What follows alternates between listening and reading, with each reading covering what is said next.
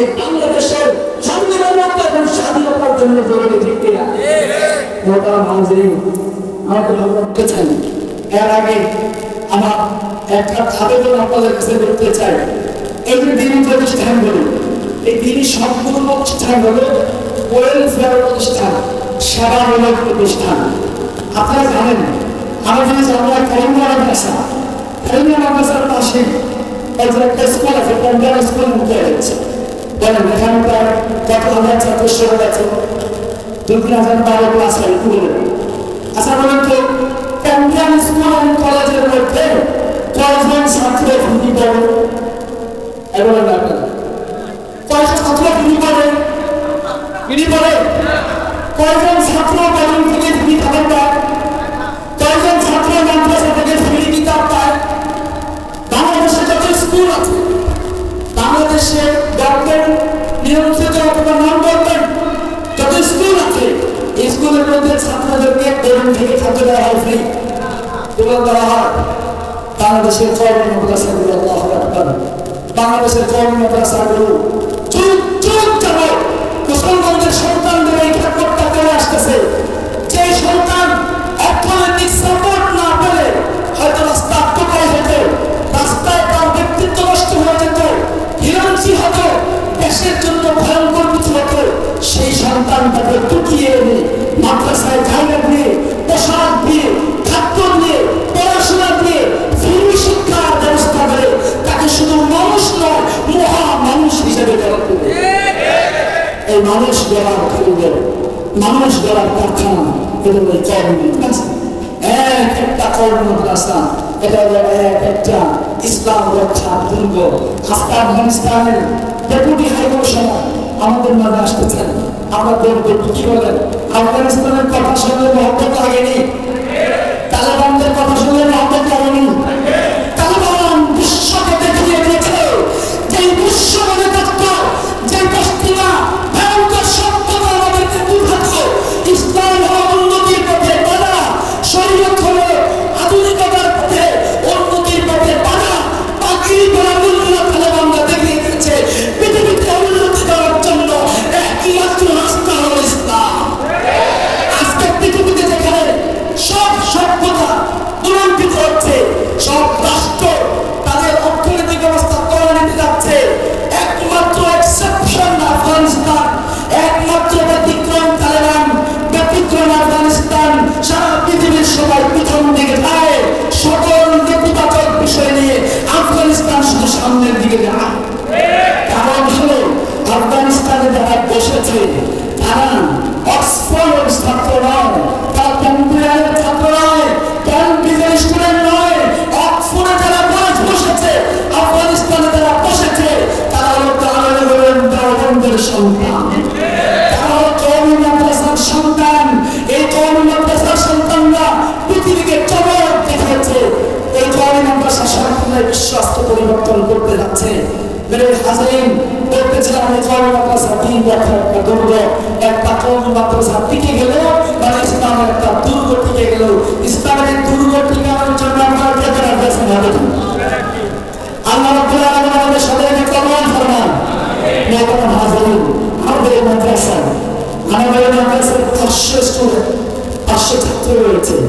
এই ছাত্রদের মধ্যে 70% স্টুডেন্টকে আমরা, 70% ছাত্রকে আমরা খাদ্য সহায়তা দিয়ে থাকি। একটা মানুষ খাবার খাওয়ার জন্য মাসে সর্বনিম্ন 3.5 থেকে 4,000 টাকা খরচ হয়। বলেন আমাদের এখানে ম্যাক্সিমাম ছাত্র মাসে মাত্র 500 টাকা দেয়, কেউ 700 টাকা দেয়, অনেক ছাত্রের টাকাই দেয় না। এই যে ছেলেগুলো পড়াশোনা করতেছে, আল্লাহু আকবার, এই যে পড়াশোনা করতেছে, তাদের চাল খরচ হয়, সবজি খরচ হয়, তাদের বিল খরচ হয়, প্রত্যেকে আসে। আপনাদের মতো কিছু আল্লাহর বান্দায় সহায়তাগুলো করে থাকে। আমি আপনাদেরকে বলে দিই, সময় হয়তো বেশি হয়ে যাচ্ছে। আমাদের পাকিস্তানের মেহমান আসবেন, উনি যদি 2টা দেশকে অতিক্রম করে আমাদের সাক্ষাতে আসতে পারেন, আপনার জন্য আমরা কি আজকে রাতটা একটু বেশি সময় কাটাইতে পারি না? আমাদের কষ্ট হচ্ছে। এই কারণে আমি বলতে চাই, মোহতারাম হাজিরিন, একটা ছেলেকে আপনি চাউলের সহায়তা দিলেন, খাদ্যের একটু সহায়তা দিলেন, ফলাফল কি হলো? এই ছেলে খাবার গ্রহণ করে সকাল থেকে সন্ধ্যা পর্যন্ত আমাদের কর্মযজ্ঞ শুরু হয়। সারা দেশের কার্যক্রম, মুফতি সাহেবদের কার্যক্রম শুরু হয় 8টা থেকে, 9টা থেকে, 10টা থেকে। কওমি মাদ্রাসার কার্যক্রম শুরু হয় ভোর 3:30 থেকে। কখন থেকে শুরু হয়? 3:30 থেকে। একটা মাদ্রাসার ছাত্র ব্যাংক থেকে উঠে তাহাজ্জুদ করে বয়ান নিয়ে বসে, হাদিসের কিতাব নিয়ে বসে রাত 10টা পর্যন্ত তাকে সিলেবাসগুলি সাবজেক্টগুলো পড়ে, এই সাবজেক্টগুলো হয় কোরআন শরীফ, হয় কোরআনের তাফসীর, অথবা হাদিস, অথবা ফিকহের মাসলা মাসাইল, সবগুলি হলো 3। এই যে সে সারা দিন কোরআনের পিছনে কাটালে, এখানে যারা সামান্য চাউলের পয়সা দিয়ে অংশগ্রহণ করলো, সারাদিন ওই ছাত্র যতটা পৃষ্ঠা কোরআন তেলাওয়াত করেছে, যতটা হাদিসের পৃষ্ঠা তেলাওয়াত করেছে, সবগুলোর নেকি ওই টাকার আমল নামায় যুক্ত, টাকার আমল নামায় যুক্ত। এই কারণে আমি আপনাদের কাছে একটা আবেদন করতে চাই, আমাদের মাদ্রাসায় প্রতি মাসে দৈনিক 2 বস্তা করে চাইবার প্রয়োজন হয়, মাসে 60 বস্তা চাইল লাগে। বছরে আমাদের যত বন্ধ আছে এবং বন্ধ ছুটি ছাড়া আছে, হিসাব করলে সব বাদ দিয়ে আমাদের 550 বস্তা চাইলের প্রয়োজন হয়, 550 বস্তা চাইল। আমি এখানে কিছু আল্লাহর নাম্বার দেখতে চাই, সব আমি লম্বা করবো না, আর অনেক কথাবার্তা বলতে ইচ্ছা লাগতেছে, আপনাদের থেকে আবেগ লাগতেছে, লম্বা করবো। আমি কিছু আল্লাহর নাম্বার দেখতে চাই। আজকে এই মহৎদিন উদ্দেশ্যে এসে আমরা এই দিনই কাজে এই ইসলাম রক্ষার পূর্বে একটু অংশগ্রহণ করবো। আমরা ইনশাআল্লাহ আমাদের মাদ্রাসার চাউলের জন্য একটু সবাই অংশগ্রহণ করবো।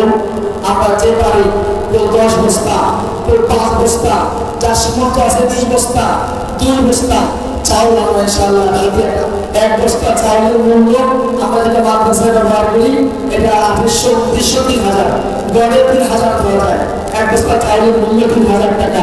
আমরা ইনশাআল্লাহ ভালো দাঁড়ায় যাই এই মাদ্রাসায় চাউলের জন্য। আজকে যে প্রোগ্রাম করা হয়েছে, এই প্রোগ্রামের জন্য আমার কিন্তু তেমন আহামরি কোনো কালেকশন টাকার তরফে নেই। এই প্রোগ্রাম সবকিছু মিলিয়ে আমাদের প্রায় 10 লক্ষ প্লাস আজকে প্রোগ্রাম খরচ হয়ে গেল। তো যাই হোক, সেটা না, মাদ্রাসার চাউলের ফান্ডে আপনারা সদস্যভাবে অংশগ্রহণ করেন ইনশাআল্লাহ। কিছু ভাই মাঝখান থেকে বলেন, আমাদের ছাত্ররা মাঠের বিভিন্ন জায়গায় আছে, ওনাকে দাঁড়িয়ে যায়, ছাতা কলম নেই, দাঁড়িয়ে যায়, তারা আমরা নগদ পাই ইনশাআল্লাহ। নগদ দিয়ে দিন, যারা নগদ হয় না তারা নাম লেখাই। আমাদের আজ ফুকন সাহেব, আমরা সবাই লেখাই ইনশাআল্লাহ, লেখাই না, যাদের নগদ আছে নগদ দিয়ে দেয় ইনশাআল্লাহ। আমাদের বীর মাদ্রাসা ইনশাআল্লাহ অল্প সময়ের মধ্যে আসবেন। আমরা এরকম মানুষকে দেখা সৌভাগ্য, ওনার সব পরিচয়